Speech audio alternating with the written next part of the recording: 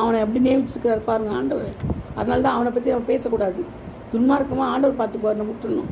நம்ம அவனை பற்றி பேசி அவனுக்கு அது பண்ணி நம்ம ஒரு பெருசாக்குறோம்ல. ஆனால் அவன் படுற அவஸ்தை பாருங்கள், ஆண்டவர் கொடுக்குற தண்டனையை பாருங்கள்.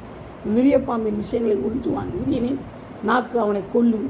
தேனும் நெய்யும் ஓடும் வாய்க்கால்களையும் ஆறுகளையும் அவன் காண்பதில்லை. தான் பிரயாசப்பட்டு தேர்ந்ததை அவன் விழுங்காமல் திரும்ப கொடுப்பான். அவன் திரும்ப கொடுக்கிறது அவன் ஆஸ்திக்கு சரியாக இருக்கும். அவன் கனி கூறாது இருப்பான்.